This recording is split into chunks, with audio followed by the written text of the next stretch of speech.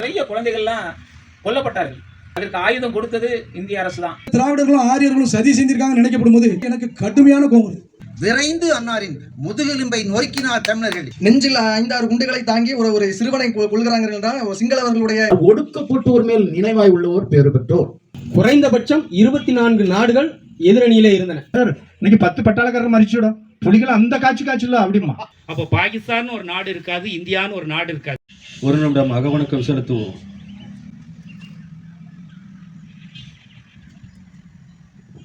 நிறைவு செய்வோம். நம் மொழி காக்க, நம் இனம் காக்க, மண் காக்க, மானம் காக்க, இன்னுயிரின்ற மாவீரர்கள் அனைவருக்கும் வீர வணக்கம், வீர வணக்கம், வீர வணக்கம், வீர வணக்கம். உறுதிமொழி. மொழியாயுங்கள் மூச்சாகி நாளை முடிசூடும் தமிழ் உறுதி. வழிகாட்டியமை உருவாக்கும் தமிழர் வரலாற்றின் மீது உறுதி. வெளிமூடி துகில்கின்ற வீர வேங்கைகள் மீது உறுதி. இனிமேலும் ஓயோம், இழிவாக வாழும், உறுதி உறுதி. வென்றெடுப்போம் தமிழர் உரிமைகளை, கட்டி எழுப்பும் தமிழர் உலகத்தை. வென்றாக வேண்டும் தமிழ், ஒன்றாக வேண்டும் தமிழர். தமிழால் இணைந்து நாம் தமிழராய் தலைமுறுவோம்.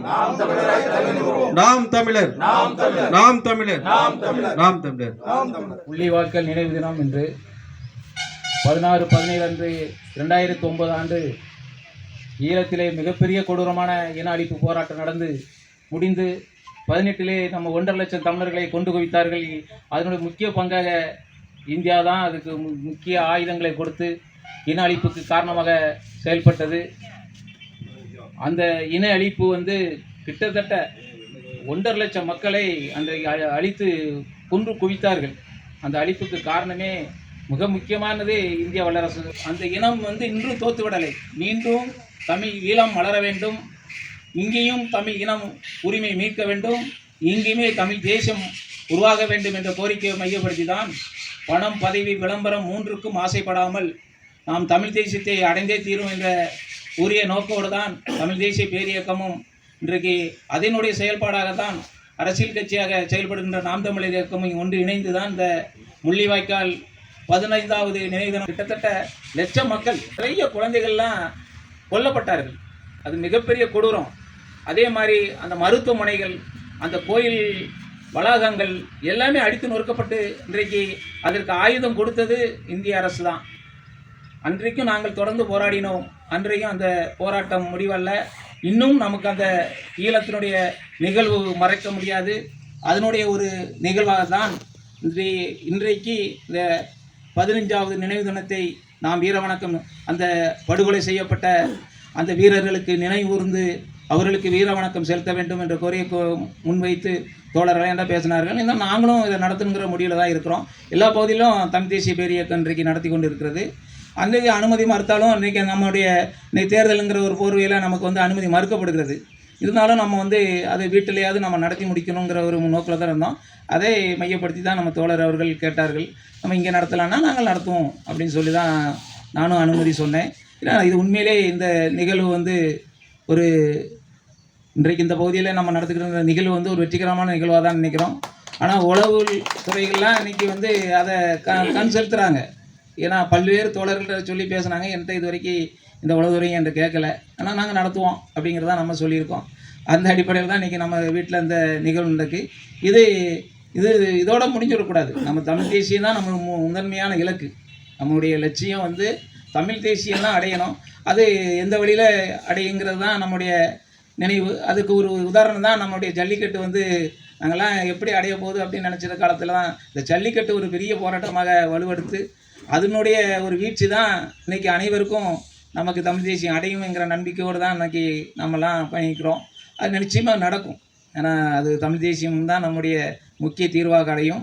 அதே மாதிரி ஈழத்துலேயும் அந்த இனப்படுகொலைக்கு தீர்வாக தான் அங்கே தனியிலம் அமைங்கிற ஒரு நம்பிக்கையில் தான் நம்மளும் இருக்கிறோம். அது உலக நாடுகள், உலக வல்லரசுகள், ஐநாவிலோட பேச்சுவார்த்தை இன்றைக்கி சமாதான முறையில் அந்த முடிவு நடந்து கொண்டு இருக்குது. நிச்சயமாக அங்கேயும் தமிழ் ஈழம் மலரும் என்ற நம்பிக்கையோடு பயணிப்போம் என்று சொல்லி இந்த பேசுவதற்கு வாய்ப்பு அளித்த அனைத்து உள்ளங்களுக்கும், நம்முடைய நாம் தமிழர் தோழருக்கும், தமிழ் தேசிய பேரிய தோழருக்கும் வண்டி வந்த வணக்கத்தை தெரிவித்து நிறைவு செய்கிறேன். நன்றி, வணக்கம். சத்தியத்தின் வழியில் நாம் தமிழர் கட்சி பயணிக்குது. அந்த கட்சியில் நானும் பயணிக்கிறதுனால சத்தியத்தை பேசணும். அந்த சத்தியத்தை இப்போ பேசுகிறேன். எனக்கு 2009 இந்த இனப்படுகொலை நடந்தபோது எனக்கு விடுதலை புலிகளை பற்றியோ தமிழ் தேசிய கருத்தியலை பற்றியோ ஒன்றும் புரிதல் கிடையாது. எனக்கு அந்த அளவுக்கு தான் இந்த விஷயத்தில் தேடல் இருந்தது. நான் எப்படி இருந்தேன்னா, நான் வந்து ஆன்மீகத்தை ஆய்வு செய்யக்கூடிய ஒரு விஷயங்களில் பயணிச்சுக்கிட்டு இருந்தேன். வேதங்களை ஆய்வு செய்யக்கூடிய அந்த நிலையில் பயணிச்சுக்கிட்டு இருந்தேனே தவிர இந்த தமிழ் தேசிய கருத்தியலை பற்றியோ ஏன் பிரபாகரனை பற்றியோ எனக்கு எந்த ஒரு புரிதலும் கிடையாது. இன்னும் சொல்ல போகிறதா இருந்தால், பிரபாகரன் வந்து இந்த இந்திய தேசியம் சொன்ன மாதிரி ராஜீவ்காந்தியை கொண்ட கொலையாளி, அவர் ஒரு தீவிரவாதி, குற்றவாளி, இந்த மாதிரியான ஒரு புரிதலை தான் நமக்கு காதுக்கு வந்து அந்த புரிதலை தான் உள்வாங்கி நம்ம இருந்தோம். என்னுடைய இளைய பையன் அவன் தான் என்ன பண்ணா, நீங்கள் இதை ஆய்வு செய்கிற மாதிரி இனத்துக்கான ஒரு விஷயத்தையும் இந்த சீமான் பேசிக்கிட்டு இருக்காரு, அவர் பேச்சையும் கொஞ்சம் கேளுங்க அப்படின்னு சொன்னபோது 2019 உண்மையிலேயே நான் கனிமொழிக்கு வாக்களித்தவன். நான் வெக்கத்தை விட்டு உண்மையை சொல்லிதாகணும். அதுக்கு பிறகு தான் இந்த தமிழ் தேசிய கருத்தியலை கொஞ்சம் பார்ப்போம் அப்படிங்கிற அடிப்படையில் பார்க்கப்படும் போது தான் சீமான் அண்ணன் அவர்களுடைய பேச்சு என்ன ஈர்த்தது. அதன் பிறகு தான் நான் பிரபாகரன் இப்படி ஈழத்தில் நாடு கட்டு போராடுறாரு, அந்த போராட்டத்தின் உண்மை நிலை என்ன என்பதை நம்மளும் ஆய்வு செய்வோம்னு பார்த்தபோது தான் இந்த இனத்தின் ஒப்பற்ற தலைவன் உண்மையிலே பிரபாகரன் தான். நாம் இது நாள் வரைக்கும் கருணாநிதி அல்லவா தமிழின தலைவன் நினச்சிட்டு இருந்துட்டோம். ஆனால் ஒரு துரோகி அல்லவா நமது இனத்தின் தலைவன் நினச்சிக்கிட்டு இருக்கோம். உண்மையான தலைவனை பற்றிய அறிவு நமக்கு இல்லாமல் போனதை எண்ணி ரொம்ப வருத்தப்பட்டேன். ஆக இந்த அளவுக்கு முட்டாளாக இருந்துகிட்டு இருக்கோம். நம்ம பெரிய ஆய்வாளர் எண்ணிக்கொண்டு இருக்கோம். நம்ம இனத்தின் தலைவனை தெரியாமல் 50 வருஷம் வாழ்ந்துட்டோமேங்கிறத நினைக்கும் போது நானே நான் வந்து வருத்தத்தோடு நான் அதை பார்த்தேன். அதுக்கப்புறம் பிரபாகரன் யார், எதன் அடிப்படையில் அங்கே நடந்த போர், என்னெல்லாம் நம்ம இனம் பாதிக்கப்பட்டிருக்கு, ஒவ்வொன்றையும் உளமாற அந்த விஷயங்களை பார்க்கப்படும் போது இந்த இனம் இந்த உலகத்திலேயே கொடுத்துருக்கிற விலை மிகப்பெரிய விலை. அந்த லெவலுக்கு நம்ம இனம் அழிக்கப்பட்டு ஒழிக்கப்பட்டிருக்கு.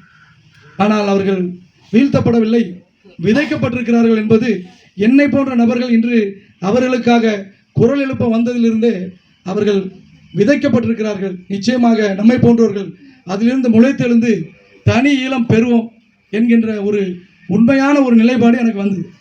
உண்மையிலே இவர்கள் எல்லாம் அதை தெரிஞ்சிருந்தாங்க. அந்த ஈழத்தில் இன்றைக்கு உப்பில்லாத கஞ்சி குடித்தாங்க அப்படின்றத நான் எந்த இது இல்லாமல் என்னால் யூகிக்க முடிஞ்சுது. ஏன்னா அந்த காலகட்டத்தில் யோசனை பண்ணி பாருங்கள். உண்மையிலே எனக்கெல்லாம் இன்றைக்கி ரொம்ப பெரிய வருத்தம். நம்ம ஒரு 28-30 கிலோமீட்டருக்குள்ள ஒரு பகுதி, தமிழ்நாட்டிலேருந்து ஒரு 28 கிலோமீட்டர் இருக்கும் ராமேஸ்வரத்துலேருந்து பார்த்தீங்கன்னா. இந்த 28 கிலோமீட்டருக்கு தள்ளி இருக்கக்கூடிய ஒரு இடத்துல இந்த இனம் ஒட்டுமொத்தமாக அழிக்கப்பட்ட போது அந்த செய்தியை கொண்டு வந்து இந்த தமிழினத்தை கொண்டு வந்து சேர்க்க முடியாமல் எந்த லெவலுக்கு இந்த திராவிடர்களும் ஆரியர்களும் சதி செஞ்சிருக்காங்கன்னு நினைக்கப்படும் போது உண்மையிலே எனக்கு கடுமையான கோபம் வருது. ஏன்னா என் இனம் பக்கத்தில் அழிக்கப்பட்டிருக்கப்படும் போது அந்த செய்தி தகவல்களை கூட இந்த தமிழினம் அறிந்து கொள்ளாமல் என்னை போன்ற எத்தனை பேர் இருக்காங்க. இன்னும் 14 ஆண்டுகளாக சீமான் கத்திக்கிட்டு இருக்காரு, இன்னும் அவருடைய செய்தியை அறிந்து கொள்ளாத மக்கள் எவ்வளோ பேர் இருக்காங்கன்னு நினைக்க போகும்போது எனக்கு கடுமையான வருத்தத்துடன் கூடிய கோபம் வருது. ஏன்னா இதுக்கப்புறமும் இந்த இனம் ஆளாமல் போச்சுன்னா யார் தட்டி எழுப்ப ஆள் வருவான்? தலைவர் பிரபாகரனை வச்சு சிலர் அரசியலும் பண்ணாங்க. அவர் இருக்கிறாரு, வருவார், அவங்க குடும்பம் இருக்குது, வைக்குதுன்னு சீமான் தலைமையிலே சொல்லியிருக்காங்க. அவர் சொல்லவே மாட்டேன்ட்டார், அவர் மறுத்துட்டு. ஆனால் இன்னைக்கு அந்த நிலைக்கு ஒரு முற்றுப்புள்ளி வந்திருக்கு இந்த 15வது ஆண்டில். அவர் அண்ணனே, என் தம்பி மாபெரும் வீரன் மாவீரன் பிரபாகரன் இனிமேல்ட்டு இந்த 18 நினைவேந்தலாக எடுங்க என்ற ஒரு அறிவிப்பை கொடுத்து, பிரபாகரன் இந்த மண்ணிலிருந்து மறைந்தாலும் அவருடைய தம்பிகள் நாம ஒவ்வொருவரும் பிரபாகரனாக மாறி சீமானாக மாறி தமிழ்நாட்டில் தமிழ் தேசியம் மலர்வதற்கும் அதுபோல ஈழம் தமிழர்கள் கையில் வருவதற்கும் நாம் அயராது பாடுபடணும். அதற்காக அந்த 1.5 லட்சம் ஆத்மாக்கள் நம்மளோடு நிற்கும். நாமளும் இதற்காக முழு மூச்சாக பாடுபடணும். அதற்கு உயிரே ஆனாலும் கொடுப்பேன் என்பதை இந்த கூட்டத்தில் நான் உறுதியாக கூறிக்கொண்டு வாய்ப்பளித்த நல்லுள்ளங்களுக்கு நன்றி பாராட்டி விடைபெறுகிறேன். நன்றி, வணக்கம். நம்மையெல்லாம் ஒன்றாக இணைக்கின்ற ஒரு ஆற்றல் உள்ளது என்றால் தமிழ் மட்டுமே. தமிழை நாம் உயிராக நினைத்தால் கட்டாயம் நாம் எல்லோரும் ஒன்றுபட்டே தேர்வோம். தமிழ் எண்ணில் எம் உயிர் பொருளாம் என்ப தமிழ் குன்றுமேல் தமிழ் நாடெங்கும் இருளாம் என்பது பாரதிதாசன் பாட்டு. அதனால் நாம் தமிழை உயிராக நேசித்தால் மட்டுமே நாம் ஒன்றுபட முடியும். நமக்கென்று ஒரு நாட்டை நாம் தேடிக்கொள்ள முடியும். அந்த உணர்வு ஏற்படாத வரை நாம் நினைப்பது நிச்சயமாக நடக்கவே நடக்காது. தருக்கினார் பிற தேசத்தார் தமிழன்பால் என் நாட்டான்பால். தருக்கினார்னா தப்பு செஞ்சவன். தருக்கினார் பிற தேசத்தார் தமிழன்பால் என் நாட்டான்பால் வெறுப்பெறும் குற்றம் செய்தார் ஆதலின் விரைந்து அன்னாரின் முதுகெலும்பை நொறுக்கினார் தமிழர்கள் என்ற செய்தி கேட்டு இன்பத்தை குதிக்கும் நாள் எந்த நாளோ என்று பாரதிதாசன் பாடியிருக்கின்றார். என்னை தப்பு செய்தனை தண்டிக்க வேண்டாம், நமக்கு அப்போதுதான் தமிழ்நாடு மலர் என்பதை நான் மனதார எண்ணுகின்றேன். இனிமை தமிழ்மொழி எமது, எமக்கு இன்பம் தரும்படி வாய்த்த நாள் அமுது, கனியை பிழிந்திட்ட சாறு, எங்கள் கதியில் உயர்ந்திட்ட யாம் பெற்ற பேரு, தனிமை சுவையுள்ள சொல்லை தமிழினம் வேறெங்கும் யாம் கண்டதில்லை, நனியுண்டு காதல் தமிழ் நாட்டினர் யாவிற்குமே தமிழ் மீது என்ற பாவேந்தருடைய பாடலை எல்லோரும் மனதில் கொண்டு தமிழ் மேல் நாம் உயிராக இருந்தால் நிச்சயம் நம்முடைய வாழ்க்கையிலே நாம் அந்த தமிழ்நாடு என்ற ஒரு தனி நாட்டை காண்போம். என் நாடு தமிழ்நாடு, எனக்கு இந்தியா என்பது ஒரு பக்கத்து நாடு, பகை நாடு என்று சொல்லப்போனால் தமிழை கொன்றெடுத்த ஒரு நாடு. அதை நான் பல ஆண்டுகளாக என் நான் 10வது படிக்கிற காலத்தில் 59 இந்த எண்ணத்தை என்னுடைய மனசில் எடுத்துக்கொண்டேன். ஏனென்றால் தமிழ்நாடு தான் உலகத்திலேயே மிகச்சிறந்த ஒரு பண்புகளை ஈவும் இரக்கமுள்ள ஒரு நாடாக இருந்திருக்கின்றது. காலத்தால் அது அழிக்கப்பட்டிருக்கின்றது. அதை நிறுவ வேண்டியது, அதற்காக எல்லாவற்றையும் நாம் துறக்க வேண்டியது, எல்லாவற்றையும் செய்ய வேண்டியது நம்முடைய கடமை. அதை நான் என் வாழ்க்கை முழுது நான் கடைப்பிடித்து வந்திருக்கின்றேன். நான் 35 ஆண்டு காலம் ஆசிரியர் பணி செய்திருக்கின்றேன். என்று படித்த மாணவர்கள் நாம் உலகத்திலே பரந்த நோக்குள்ளவர்களை தமிழ் மொழி உள்ளவர்களாக வளர்ப்பதிலே நான் மிக கவனோடு என் வாழ்க்கையை வெறும் பாடம் மட்டும் சொல்லிக் கொடுப்பதில்லை, அவனை முழு மனிதனாக ஆக்க வேண்டும், அவனை முழு தமிழனாக ஆக்க வேண்டும் என்பதிலே நான் கவனமாக இருந்து வளர்த்திருக்கிறேன். அதே போல் அதே வேண்டுகோளையும் இங்கே வந்திருக்கிறவங்களை எல்லாம் பார்ப்பதில் எனக்கு மிக்க மகிழ்ச்சியாக இருக்கிறது. உண்மையிலேயே இவ்வளவு ஈடுபாடு உள்ள தமிழர்களை காண்பதற்கு நான் உண்மையிலேயே பெருமகிழ்ச்சி அடைகின்றேன். எனக்கு இந்த வாய்ப்பை நல்கியமைக்கு நன்றி, வணக்கம். ஒரு வழிதோய்ந்த நாளில் நம்ம இன்னைக்கு இருக்கிறோம். எனக்கு முன்னாடி பேசுகிறவங்க சொன்னது போல் இந்த தமிழினம் எவ்வளவுத்திற்குள்ள துரோகங்களையும் எவ்வளவுத்திற்குள்ள பிற நாடுகளுடைய சூழ்ச்சிகளாலும் நம்ம வீழ்ந்திருக்கிறோம் என்பதை நம்ம படிப்பினையாக தான் கொண்டு நம்ம இந்த நாம் தமிழருங்கிற ஒரு இயக்கத்திலையும் நமக்கு முன்னேற்றியராக இருக்கக்கூடிய தமிழ் தேசிய பேரியக்கமும் இந்த தமிழ் தேசிய களத்தில் நம்ம தொடர்ந்து இயங்கிட்டு இருக்கிறோம். நம்ம அரசியல் களத்தில் இயங்குகிறோம், அவங்க அரசியல் இல்லாமல் பொது தளத்தில் அவங்களுடைய நகர்வை ஒவ்வொரு நகர்வாக அவங்க பண்ணிகிட்டு இருக்கிறாங்க. அதனால் இந்த நாம் தமிழர் கட்சியும் இந்த தமிழ் தேசிய பேரியக்கமும் வேறு கிடையாது. மே 18 இதே நாளில் 2009 காலகட்டத்தில் மே 18 மட்டும் இல்லை, 16, 17, 18 இந்த 3 நாட்கள்லையுமே பல ஆயிரக்கணக்கான தமிழர்கள் கொன்று குவிக்கப்பட்டாங்க. அதில் மே 18 ஆண்டு தான் லட்சக்கணக்கான தமிழர்கள் நம்ம உறவுகள் உயிரிழக்கிறாங்க. தடை செய்யப்பட்ட ஆயுதங்களாலும் கொத்து குண்டுகள் போடுறதுனாலையும் தடை செய்யப்பட்ட அத்தனை உயர் ரக வெடிமருந்துகளை பயன்படுத்தி என்ன பண்ணுறாங்க, கொத்தா நம்ம மக்களை முள்ளிவாய்க்கால் மண்ணில் படுகொலை செய்கிறாங்க. இந்த வருடம் கூட மே 18 இதே முள்ளிவாய்க்கால் மண்ணில் தமிழர்கள் என்ன பண்ண முடியல, அவங்களுடைய மூதாதையர்களுக்கும் அவர்களோட சக களத்தில் சமர செய்த போராளிகளுக்கும் இந்த மண்ணில் நம்ம முள்ளிவாய்க்கால் மண்ணில் என்ன பண்ண முடியல, வீர வணக்கமோ அவர்களுக்கான ஒரு அஞ்சல் நிகழ்வையோ செய்ய முடியல. உலகெங்கும் பரவி வாழுகின்ற தமிழ் உறவுகள் நார்வே, ஜெர்மன், பிரான்ஸு, இத்தாலி போன்ற உலகெங்கும் பரவி வாழக்கூடிய தமிழர்கள் அவர்களுக்கான வழிதோய்ந்த இதயத்துடன் இறந்த ஒவ்வொரு தமிழர்களுக்காகவும் அஞ்சலி செலுத்தி கொண்டு இருக்கிறாங்க. நம்ம நினச்சி பார்க்குறோம், பிரபாகரனுடைய மகன் பாலச்சந்திரன் ஒரு சிறு வயது என்னும் இளையானவன், எனக்கும் இளைய பையன் பாலச்சந்திரன், நெஞ்சில் 5-6 குண்டுகளை தாங்கி ஒரு சிறுவனை கொள்கிறாங்க என்றால் சிங்களவர்களுடைய இனவெறியை நம்ம புரிஞ்சுக்கிட முடியுது, இனவெறிகளை புரிஞ்சுக்கிட முடியுது. 2009 காலகட்டத்தில் எனக்கு விவரம் தெரியாது, ஆனால் 2016 நம்ம இந்த கட்சியில் பயணிக்கிறோம். 2016 காலகட்டத்திலேயே நாம் தமிழரில் பயணிக்கிற பொழுதே ஒவ்வொரு நகர்வையும் நம்ம என்ன பண்றோம் தெளிவா தெரிஞ்சுக்கிட்டு வரோம். அண்ணன் செந்தமிழன் சீமான் வந்து உறுதியான முறையில அடுத்த கட்ட தலைமுறைக்கு இந்த தமிழ் தேசிய அரசியலையும் இந்த ஈழ விடுதலை உணர்வையும் வந்து அண்ணன் செந்தமிழன் சீமானும் சரி, ஐயா மணியரசனும் சரி, இன்னும் பிற தமிழ் தேசிய இயக்கங்களும் சரி தெளிவா கடத்தி கொண்டு வராங்க. அதன் அடிப்படையில அரசியல் மூலமா தான் இனி நம்ம ஆயுதம் ஏந்தி நம்ம இனி போராடுறதுக்கான சாத்தியக்கூறுகள் வந்து கிடையாது. அது முழுதாகவே கிடையாது. ஏன்னா இலங்கையில் அவ்வளோ பெரிய நெருக்கடிகள், அவ்வளோ பொருளாதார பிரச்சனைகள் வந்தும் கூட நம்ம ஆயுதம் ஏந்தி அங்கே போராட முடியாது இனி. ஏன்னா அங்கே உள்ள தமிழ் மக்கள் வாழ்ந்த பகுதிகள் வந்து இப்போ தமிழ் மக்கள் வாழ்ந்த பகுதியாக கிடையாது. அனைத்துமே சிங்கள வழி கல்வி தான். அங்கே உள்ள மாணவர்கள், நான் முள்ளிவாய்க்காலுக்கும் நம்ம இங்கேயும் பயணப்படுறோம், இலங்கைக்கு நாங்கள் பயணப்படுறோம். அப்போ நம்ம போய் பார்க்கும் பொழுது அந்த காலகட்டத்தில் தமிழ் முழுவதுமாக தமிழ் மக்கள் வாழ்ந்த பகுதிகள் வந்து இப்பொழுது தமிழ் மக்களாக அவர்களுடைய தாய் தந்தையர் இருக்காங்க, ஆனால் அவர்களோட பிள்ளைகள் வந்து தமிழ் தெரியாது. ஏன்னா பள்ளி காலகட்டத்தில் இருந்தே, தொடக்க காலகட்டத்தில் இருந்தே அவங்களுக்கு சிங்களம் மட்டும்தான் கற்பிக்கப்படுது. இப்படி ஒரு அடுத்த தலைமுறையை வந்து அவர்கள் தமிழ் உணர்வு அற்றவர்களாக, மொழி தெரியாதவர்களாக, மொழி புரியாதவர்களாக ஆக்கிட்டாங்க. இந்த மொழி உணர்வையும் இதை வந்து அவங்க சுத்தமாக என்ன பண்ணிட்டாங்க, மழுங்கடிச்சிட்டாங்க. அதனால இனி வந்து அங்கே இன்னொரு பிரபாகரன் அந்த மண்ணில் பிறப்பாரா, அந்த ஆயுதம் வழி போராடுவாரான்னு தெரியல. அது வரலாறு ஒரு சிலர் தான் உருவாக்கும். அப்படி நம்ம தலைவர் பிரபாகரன் வந்தார், இருக்காரா இல்லையாங்கிறது வந்து காலத்தினுடைய பதில். இனிமேல் ஒரு பிரபாகரன் உருவாகுவார் கண்டிப்பாக. அதன் ஒரு தொடர்ச்சியாக தான் நம்ம இந்த தமிழ் தேசிய விடுதலை காலத்தில் அரசியல் பயணத்தில் பயணிக்கிறோம். 31 லட்சம் வாக்குகளை நம்ம உறுதியாக பெற்றிருக்கிறோம். இந்த தேர்தல்களில் நம்ம இதை விட பல மடங்கு பெறுவோம். தமிழ் தேசிய அரசியலை அடுத்த கட்ட தலைமுறைக்கு இதே தமிழ்நாட்டிலையும் பரவி உலகமெங்கும் பரவி வாழக்கூடிய தமிழர்கள் மத்தியிலையும் நம்ம இந்த ஈழ விடுதலை கனவை வந்து ஒவ்வொருவருத்துக்காக நம்ம கடத்திக்கிட்டே போகணும். ஈழம் என்பது வெறும் சொல்லல்ல, அது பல லட்சம் உயிர்களை கொடுத்த வழி என்பதை நாம் புரிந்து கொள்ளணும்.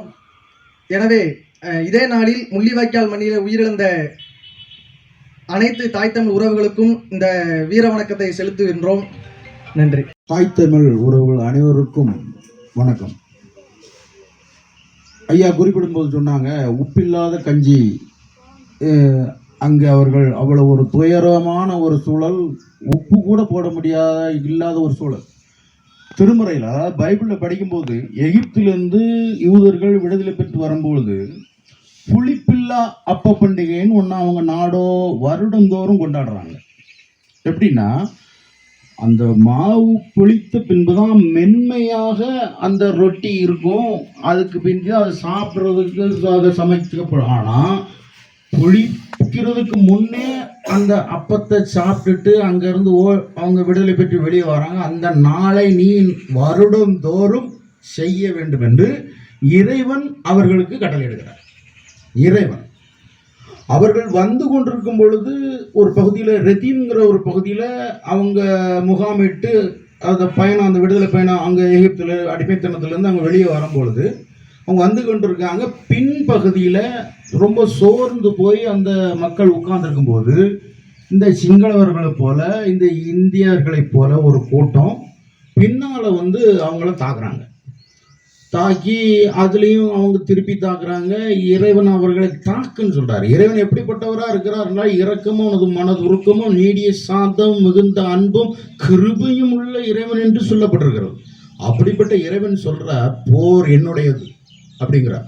அந்த அவங்கள திருப்பி தாக்குன்னு சொல்லிட்டு 450 வருடம் கழித்து அந்த யூதர்களுக்கு முதல் மன்னராக சவுல் என்பவர் வருகிறார். அவர்கிட்ட சொல்கிறாரு, என் மக்கள் வந்து கொண்டு போது களைச்சி போய் உட்கார்ந்துருந்தாயா, அவனை பின்னால் வந்து அடித்தான்டான் அமிலேக்கியர்னு அந்த அடி. அதாவது இந்த சிங்களவர்களை போல அந்த கூட்டம், அவர்கள் சுவரில் நீர் விடு நாய் முதலாக உயிரோடு இருக்கக்கூடாது, அடி அப்படின்னு சொல்கிறார். யாரு?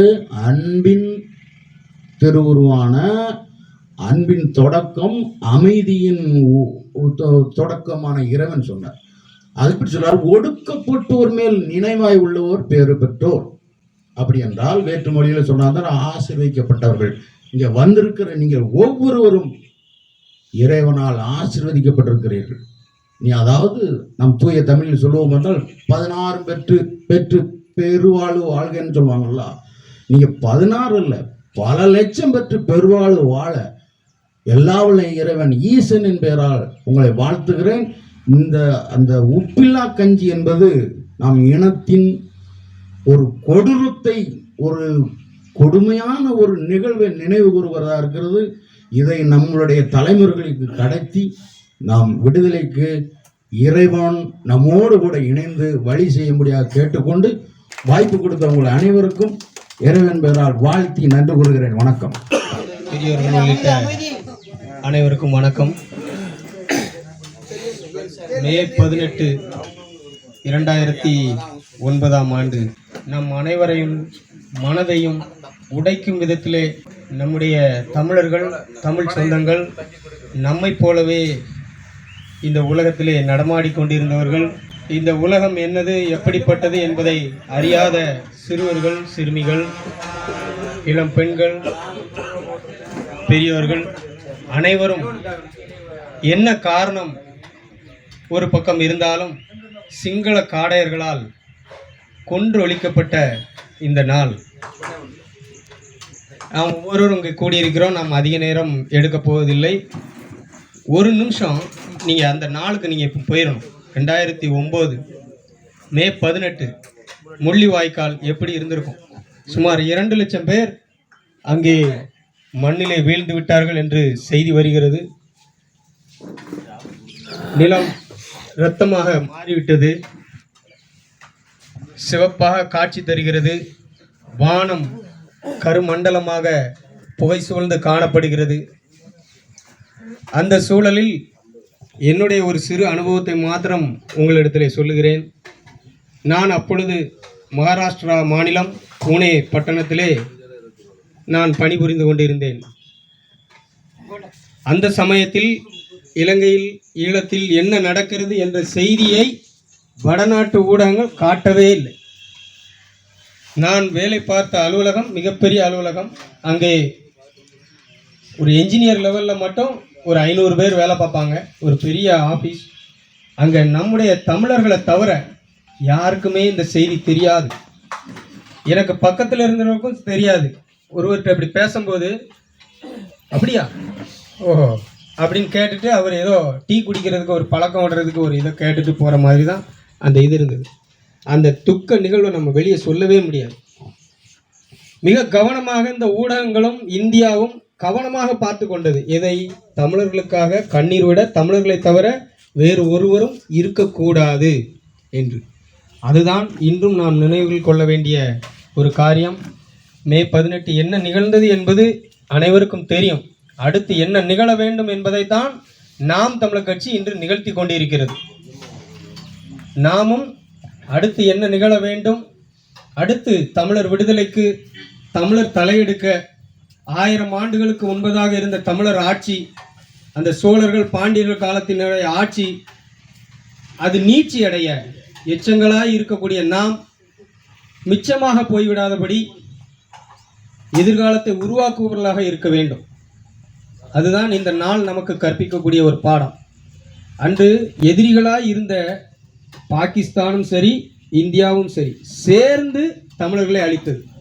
இது வரலாறு. குறைந்தபட்சம் 24 நாடுகள் எதிரணியிலே இருந்தன. இந்த பக்கம் யார் இருந்தா? நம்ம அண்ணன் இருக்காரு, புலிகள் இருக்காங்க. அப்போ நமக்கு இருந்த எதிரிகள் வெளியே இருந்தது மட்டுமல்ல, தமிழர்களிடத்திலும் இருந்தார்கள் என்பது வரலாறு. ஆகையினால் இந்த நாட்களில் நாம் ஏற்க வேண்டிய உறுதிமொழி, இனி நாம் என்ன செய்ய வேண்டும்? ஒற்றுமையாக இருக்க வேண்டும். நமக்குள்ளே இருக்கக்கூடிய வேறுபாடுகள், சிறு பெரு வேறுபாடுகள் எதுவாயினும் அவைகளை களைந்து தமிழர் வெற்றிக்கு, தமிழர் ஓர்மைக்கு என்ன தேவையோ அதை மாத்திரம் சிந்திக்கிறவர்களாக காணப்பட வேண்டும். நீங்கள் ஊடகங்களில் பார்ப்பீங்க, சமூக ஊடகங்களில் நம்ம செயல்படுறோம். ஒரு சின்ன கேள்வி, சமூக ஊடகங்களில் செயல்படுறது கடினமா இல்லை களப்பணியில் ஈடுபடுறது கடினமா அப்படின்னா அது தராசு மாதிரி ஆயிடுது. அங்கேயும் அப்படி தான் இருக்குது. பதில் சொல்லவே முடியாது. ரொம்ப அது ஒரு மாதிரி இருக்கும். நம்மளை அவமானப்படுத்துகிற மாதிரி, நம்முடைய தமிழ் உணர்வுகளை தூண்டுற மாதிரி தோண்டிட்டு அவங்க பாட்டு போயிட்டே இருப்பாங்க. அது ஒரு ஃபேக் ஐடியா இருக்கும், போலி முகவரியாக இருக்கும். ஆனால் அதெல்லாம் அப்படி இருக்கும். நீங்கள் அதுக்குள்ளே வரும்போது மன அழுத்தங்கள் அந்த மாதிரிலாம் வரும். சரியா? இப்போ களப்பணியில் உடல் உழைப்பு, பல பேரிடம் அவமானம், சட்டத்தை எதிர்கொள்கிறது, காவல்துறை ஆனாலும் சரி, அடக்குமுறை ஆனாலும் அதை எதிர்கொள்வது, பல இடர்பாடுகள் இருக்கிறது. இவைகளெல்லாம் மீறித்தான் நம்முடைய எதிர்காலத்தை நாம் கட்டமைக்க வேண்டியுள்ளது. இதை நாம் உணர்ந்தவர்களாக இன்று இந்த சூழலில் நாம் எத்தகைய ஒரு திட்டத்தை முன்னெடுக்க வேண்டும் என்பதற்கு நம் அண்ணன் முன் செல்கிறார், சீமான் அண்ணன். அவர் ஒரு வார்த்தை சொல்கிறார் என்றால் அதற்கு உண்டான காரணங்களை நாம் ஆராய்ந்து அதன் பின்னால் நிற்க வேண்டுமே ஒழிய அதை விமர்சனம் செய்து ஆளுக்கு ஒரு பக்கமாக முகத்தை திருப்புவர்களாக இருக்கக்கூடாது. அந்த உறுதியை நாம் ஏற்க வேண்டும். அப்படி சில பேருக்கு பிணக்குகள் இருக்குமானால் அவர்களுடைய தோளில் கை போட்டு அரவணைக்கிறவர்களாக நாம் இருக்க வேண்டும். இதுதான் நம்முடைய கட்சிக்கும் தமிழர் ஒற்றுமைக்கும் தமிழருடைய வெற்றிக்கும் ஏதுவானவையாக இருக்கும் என்று இந்த நாளிலே நான் உங்களிடத்தில் தெரிவித்துக் கொள்கிறோம். வந்திருக்கின்ற ஒவ்வொருவருக்கும் நன்றி. இன உணர்வோடு மான உணர்வோடு கூடியிருக்கின்ற ஒவ்வொருவருக்கும் நன்றி. கடந்த தேர்தலில் எல்லாருமே பணி செஞ்சீங்க.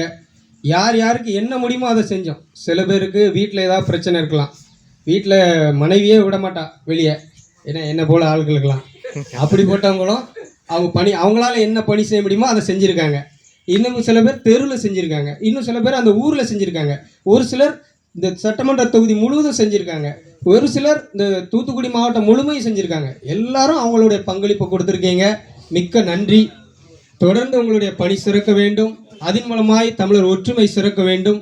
இந்த மே 18 நாளை இந்த நாளிலே நினைவு கூர்ந்து நெஞ்சில் உறுதியேற்று ஒற்றுமையாக செயல்பட உங்களை அன்போடு கேட்டு விடைபெறுகிறேன். நன்றி, வணக்கம். கேரளாவில் உள்ளவங்களும் நான் சவுதியில் இருக்கச்சில அங்கே உள்ளவங்க அந்த தம்பி மலபார் அந்த சைட்டில் உள்ள முஸ்லீம் தம்பிகள் தான். ஆனால் அவன் என்கிட்டே வந்து சொல்லுவான், சார் இன்னைக்கு 10 பட்டாளக்காரர் மறிச்சுடும், புலிகளை அந்த காய்ச்சல அப்படிமா. என்ன இவன் நம்மகிட்டே வந்து சொல்கிறான். அப்போ தான் தெரியுது ஒரு மனிதனை அவனுடைய மொழி தான் அடையாளப்படுத்துதே தவிர மதமோ சாதியோ கிடையாது அப்படிங்கிறத நான் புரிஞ்சுக்கிட்டேன். அதுக்கு பிறகு தான் இதை நோக்கி வந்தது. நம்மளாம் சவுதியில் இருக்கச்சில தான் அந்த சவுதியில் இருந்து தமிழ் தேசத்தை நோக்கி திருப்பி விடுறதுக்கு காரணமே மலையாளிகளும் உருத தாய்மொழியாக கொண்ட அப்துல் ஹமீதுங்கிற என்னுடைய சீனியர் தான். அவங்க தான் என்னை அப்படி சொல்லிகிட்டே இருப்பாங்க, ஏன் நம்மகிட்டே சொல்கிறான்ட்டு. ஏன்னா அதுக்கு முன்னாடி நாங்கள்லாம் இடதுசாரியில் இருந்த ஆளுக்க, கம்யூனிஸ்ட் இயக்கத்தில் இருந்த ஆளுக்க. எங்களுக்கு அங்கே ஒன்றுபட்ட நாட்டுக்குள்ளே போய் பிரிவினை கேட்குறது நாங்கள் அதை ஏற்றுக்கிட மாட்டோம். ஒன்றுபட்ட நாட்டுக்குள்ளே அமைதி, ஒன்றுபட்ட நாடு, இதுதான் கம்யூனிஸ்டுகள் சொல்லிகிட்டே இருப்பான். அப்போ நாங்கள் அது ஒரு பிரிவினை மாதிரியே நாங்கள் கருதினோம். மொழி பற்றி ஒரு ஞானமே இல்லை கம்யூனிஸ்டுகளை இருக்கும்போது. இப்போ வெளிநாட்டில் போகும்போது தான் நம்மளுக்கு அந்த வேகம் வந்துச்சு. அதுக்கு பிறகு தான் ஓஹோ இப்படி இருக்கா அப்படின்ட்டு நம்ம முரண்பட்டு இதை நோக்கி வர்றோம். ஆனால் எதனால சொல்கிறேன்னா எல்லா மொழியிலையும் இதை கவனிக்கிறவங்களும் இருக்கிறாங்க. ஆனால் உண்மையான செய்தி கொண்டு போயாச்சுன்னா எல்லாரும் நம்மளுக்கு தார்மீகமாக அதிகமாக ஆதரவு கொடுத்துருப்பான். அதை வடக்கு உள்ள ஊடகங்கள் கொண்டு போகல. அதுக்கு காரணம் காங்கிரஸுங்கிற அந்த அரசியல் இயக்கம் வலுவாக இருந்ததுனால அது கொண்டு போகல. அதுக்கு அடுத்தபடி வந்த பேய்க்கு அடுத்தது பிடாரின்னு சொன்ன மாதிரி பிஜேபியும் அதை கொண்டு போகல. அதனால தான் நமக்கு வடபுலத்தில் நம்மளுக்கு ஆதரவு இல்லாமல் போச்சு. ஏன்னா வடபுலத்துலேயும் ஜார்ஜ் பெர்னாண்டஸ், அதே மாதிரி இன்னும் நிறைய தலைவர்கள், பஸ்வான் போன்ற தலைவர்கள் எல்லாம் தார்மீகமாக நிறைய விடயங்களை நம்ம ஈழ போராட்டத்துக்கு ஆதரவாக நின்றுருக்காங்க. அது இல்லைன்னுலாம் சொல்ல முடியாது. ஆனால் அவங்க பெரிய வீச்சா மக்கள்கிட்ட கொண்டு போக முடியலையே தவிர மற்றபடி வலுவாக இருக்கக்கூடிய காங்கிரஸ் கட்சி போன்ற கட்சிகள், பிஜேபி போன்ற கட்சிகள்லாம் அதை கொண்டு போகல அங்கே வடக்க. அதனால் அந்த செய்திகளை நம்ம சரியாக அந்த மக்கள்கிட்ட கொண்டு போக முடியல. நான் மும்பையில் இருக்கச்சில PU மேத்தான்ட்டு ஒரு எம்எல்ஏ இருக்கார். அவர் வந்து காங்கிரஸில் எங்கள் அண்ணன் பையன் வந்து கவுன்சிலருக்கு PA மாதிரி இருப்பான், நம்ம ரொம்ப நெருக்கமாக. அப்போ அவரை நான் சந்திக்கும் போது நம்ம இந்தியில் பேசிகிட்டு இருக்கும்போது அவர்கிட்ட நான் அந்த விஷயத்தெல்லாம் சொல்லும்போது அவர் என்கிட்டே சொல்லியிருக்காரு. அவர் குஜராத்தி. அவரே சொல்லியிருக்காரு, எங்கள் குஜராத்தில் பிரபாகரன் மாதிரி ஒரு ஆள் இருந்தால் நாங்கள் தனிநாடு அப்படியே வாங்கியிருப்போம் பாரு. அப்படிப்பட்ட உணர்வுள்ளவங்கெல்லாம் இருக்க தான் செய்கிறாங்க. குஜராத்தியா இருந்தால் கூட, அவர் காங்கிரஸ்காரராக இருந்தால் கூட அவர் அப்படி சொல்லுவார். PU மேத்தா அப்படி சொல்லுவார் என்கிட்ட. அப்படி புரிதல் உள்ளவங்களாம் இருக்கிறாங்க. ஆனால் தலைமை சரியில்லைல்ல அந்த கட்சியினுடைய தலைமை. அந்த அடிப்படையில் தான் நம்மளுடைய செய்திகள் கடத்த முடியாமல் போயிட்டு. பொறுப்பாளர்களே, எந்த பேரு, எந்த பெருமை, எந்த புகழ், இதற்கெல்லாம் அப்பாற்பட்டு உழைப்பை ஒன்றையே கொடுத்து கொண்டு இருக்கக்கூடிய என் இனிய தம்பிகளே, தமிழ் தேசிய பேரியக்கத்தின் பொறுப்பாளர் அண்ணன் தமிழ்மணி அவர்களே மற்றும் வந்திருக்கக்கூடிய எல்லா பெரியவர்களையும் நான் வரவேற்கிறேன் இந்த நிகழ்வுக்கு. பொதுவாகவே நான் இப்போ சமீப காலமாக இந்த மனிதனுடைய வாழ்க்கையில் தனிப்பட்ட நிகழ்வை வேறு மாதிரியும் ஒரு பொது நிகழ்வை வேறு மாதிரியும் அநேக நேரங்களில் பார்க்குறோம். தனிப்பட்ட அந்த மரண வீடுகளுக்கு போகிறத நான் தவிர்க்கிறேன் இப்போ நிறைய இடங்களில். அதுக்கான காரணம் என்னென்னா, ஒரு நபர் இறந்துட்டார் அப்படின்னா அந்த நிகழ்வில் இருக்கிறத விட போய் கலந்துக்கிடணும்னு சொல்லுவாங்க துக்க வீடுகளில்.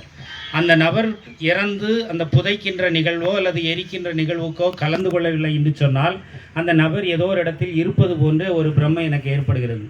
அதனால் அதற்காகவே, அந்த அனுபவத்திற்காகவே சில நேரங்களில் நமக்கு மனதிற்கு நெருக்கமான நபர்கள் இறந்துவிட்டால் போகாமல் கூட அதை தவிர்த்து விடுகிறேன். ஆனால் இந்த இனம் அளிக்கப்பட்ட நிகழ்வை போகாமல் அல்ல, மீண்டும் மீண்டும் பேசி பேசி பேசி பேசி அதை ஞாபகத்திலே வைக்க வேண்டிய தேவை இருக்கிறது.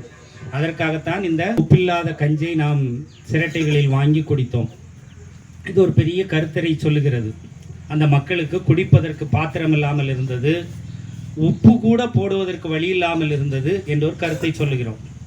இதை போன்று பாதிக்கப்பட்ட ஒரு இனமாக தான் யூத இனம் இருந்தது. இன்றைக்கு அது அடக்குமுறையை கையில் எடுத்துக்கொண்டு இயங்குகிற இனமாக இருந்தால் கூட அது தொடக்க காலகட்டத்தில் அதன் வழிமுறை இப்படித்தான் இருந்தது. அதை அடிமைப்படுத்திய மற்ற இனங்களிலிருந்து விடுதலை பெற்று தங்களுடைய தாய்நாட்டிற்கு வந்த பிறகு கிறிஸ்தவ வேதாகமத்தில் கூட அந்த வரிகளெல்லாம் வரும். புளிப்பில்லாத அப்ப பண்டிகை என்று ஒன்று கொண்டாடுவார்கள். அந்த புளிப்பில்லாத அப்ப பண்டிகையை இதை ஒத்த ஒரு கருத்தை தான் நாங்கள் அன்றைக்கு அடிமையாக இருந்தோம் என்று அதை நினைவு கூறுவதற்காக கொண்டாடுவார்கள். நாமும் இந்த ஈழம் என்ற ஒரு நாடு கட்டமைக்கப்பட்டு நாம் அதை கைதட்டி வரவேற்கின்ற அந்த நாள் வரை இதை ஏற்றுக்கொண்டு இதை செய்ய வேண்டும். ஒன்று. இன்னொன்று, நம்முடைய நண்பர்கள்லாம் தொட்டு சொன்ன ஒரு கருத்தை, நானும் அப்போ டெல்லியில் இருந்தேன், எல்லோரும் வெளியில் தான் இருந்திருக்கோம், நிறைய பேர் டெல்லியில் இருந்தேன். டெல்லியிலேருந்து சிவாஜிலிங்கம் மற்ற ஸ்ரீகாந்தா போன்ற தமிழ் நேஷனல் அலைன்ஸ் டிஎன்ஏயை சேர்ந்த நம்முடைய எம்பிக்கள் எல்லாம் வர வைத்து கூட்டங்கள்லாம் நடத்திக்கிட்டு ஒரு பதவதைப்போட நம்ம வீட்டில் இளவு விழுந்துக்கிட்டே இருந்தால் எப்படி இருக்கும், அதை போன்ற ஒரு இதில் ஒரு கண்ணீரும் கம்பளையுமாக அதை பார்க்கக்கூடிய ஒரு நிலையில் தான் நாங்களும் இருந்தோம் டெல்லியில் அந்த நிகழ்வு நடக்கும்போது. அப்போ அவர்கள் வந்து அந்த கூட்டத்தில் பங்கெடுத்து அந்த விஷயங்களெல்லாம் பேசி கொண்டிருந்தார்கள். எல்லோரும் சொல்வது போல் நண்பர் கூட அதை அழகாக சொல்லிட்டு போனார். என்னன்னா, அது ஒரு நிகழ்வாக இப்போ நமக்கு அது உலகம் அப்படி தான் பார்க்கிறது. ஒருவேளை பாலஸ்தீனத்தில் நடக்கிறத கூட நம்ம சில நேரங்களில் ஒரு கரிசனையோடு பார்த்தால் கூட முழுக்க அதற்காக நம்ம மனம் வந்தி அதை பார்க்கறதில்ல. ஏனென்று சொன்னால் எந்த இனம் பாதிக்கப்படுகிறதோ அந்த இனத்துக்கு தான் வலிக்கிறது, அந்த இனம்தான் பக்கத்தில் நின்று அதை இது பண்ணுகிறது. இப்போ அதற்கு பின்னால் உள்ள ஒரு அரசியலையும் நம்ம அதை புரிஞ்சுக்கிட்டால் சரியாக இருக்கும்னு நினைக்கிறேன். பங்களாதேஷ்னு ஒரு நாடு இருக்குது இந்தியாவை ஒட்டி. இந்த பங்களாதேஷில் ஹசீனா ஷேக்னு ஒரு தலைவி இருக்கிறாங்கன்னு நினைக்கிறேன். பெயர்களில் ஒருவேளை மாறுதல் இருக்கலாம். இன்னொரு எதிர்க்கட்சி தலைவி இருப்பாங்க. இதில் ஒரு தலைமையை இந்தியா ஆதரித்தால் நிச்சயமாக அடுத்த தலைமையை தான் பாகிஸ்தான் ஆதரிக்கும். திபெத்துன்னு ஒரு நாடு இருக்குது. அங்கே உள்ள ஒரு அரசியல் தலைமையை மாவோயிஸ்டுகளை நேபாளில் மாவோயிஸ்டுகளை ஒருவர் ஆதரித்தால் பாகிஸ்தான் நிச்சயமாக அடுத்த தலைமையை தான் ஆதரிக்கும். இப்படியெல்லாம் இருக்கின்ற நிலையில் இலங்கையில் மட்டும் ஏன் இவர்கள் எல்லோருமே புலிகளுக்கு எதிரான நிலைப்பாட்டை எடுக்க வேண்டும்? நியாயமான முறையில் இலங்கை சிங்கள இராணுவத்தை இந்தியா ஆதரிக்கிறது என்று சொன்னால் பாகிஸ்தான் புலிகளை தானே ஆதரித்திருக்க வேண்டும். மற்ற நாடுகளிலெல்லாம் அப்படித்தானே ஒரு நிலைப்பாடுகளை எடுக்கிறார்கள். இங்கே மட்டும் ஏன் எடுக்கவில்லை என்று சொன்னால் அவர்கள் மூளையில் ஒரு விஷயம் ஆழமாக பதித்து வைத்திருக்கிறார்கள். இலங்கையில் விடுதலை புலிகள் தனிநாடு என்று ஒன்று அமைத்து விட்டால் தமிழ்நாடு அதை தொடர்ந்து அவர்களோடு போய்விடும். தமிழ்நாடு போயிடுச்சுன்னா கேரளா போயிடும், கர்நாடகா போயிடும், இப்படியே போயிடும். கடைசியில் பஞ்சாப் போகும். பஞ்சாப் சும்மா போகாது, அந்த பாகிஸ்தானில் உள்ள பஞ்சாபை உடைத்து கொண்டு அது போயிடும். அப்போ பாகிஸ்தான் ஒரு நாடு இருக்காது, இந்தியான்னு ஒரு நாடு இருக்காது. அதனால் புலிகளை ஒழிக்கணும் அப்படின்னு இந்தியாவும் நினைக்குது, பாகிஸ்தானும் நினைக்குது. இதுதான் இதில் உள்ள அரசியல் சூட்சமம். இதை நாம் எப்படி எதிர்கொள்ள வேண்டும் அப்படி என்று சொன்னால் ஒரே ஒரு விஷயந்தான், நம்மளுடைய ஒற்றுமை. இன்றைக்கு நம்முடைய நண்பர் அண்ணன் மதிப்பிற்குரிய தமிழ்மணி அண்ணன் அவர்கள் இந்த இடத்தை கொடுத்திருக்கிறார்கள். 50 பேர் கூடியிருக்கிறோம். இந்த கருத்து இன்னும் பல மடங்காக வளரும்போது அடுத்த ஆண்டு ஒருவேளை 500 பேர் இந்த ஒரு திடலில் நாம் நிற்கக்கூடும் என்று சொன்னால், 500 பேர் உப்பில்லாத கஞ்சியை குடிக்கிறோம் என்று சொன்னால் இந்த தெரு நம்மளை திரும்பி பார்க்கும், இந்த ஊர் திரும்பி பார்க்கும். 5000 பேர் குடிக்கின்ற அன்னைக்கு இந்த மாவட்டம் நம்மை திரும்பி பார்க்கும். 5 லட்சம் பேர் ஒரு நாள் குடிப்போம். அன்றைக்கு நம்முடைய விடுதலையை பெற்றுக்கொள்வதற்கான அளவிற்கு நாம் வந்து விடுவோம். இறப்பு வருத்தமானது, அழுவோம். ஆனால் இது அழுவதற்கான நேரம் அல்ல. நம்மை நாமே எக்யூப்மெண்ட் பண்ணி, நம்மை நாமே உருவகித்து கொண்டு முன்னோக்கி செல்வதற்கான ஒரு நாளாக இதை வைத்துக்கொள்வோம். 5 லட்சம் பேர் திரளக்கூடிய அளவுக்கு காலத்தில் நாம் இந்த போராட்டத்தை எடுத்து செல்ல வேண்டும் என்று கேட்டுக்கொண்டு விடைபெறுகிறேன். நன்றி. அதை காணும் ஒரு தருணம் வரும், காத்திருங்கள் விழிகளே, தமிழீழம் பெருங்காலம் வரை களமாடும் மொழிகளே. அதை காணும் ஒரு தருணம் வரும், காத்திருங்கள் விழிகளே, தமிழீழம் பெருங்காலம் வரும், களமாடும் மொழிகளே. தலைமகனே எம் பிரபாகரனே, எங்கள் தலைநகரே, திரிகோணமலையே.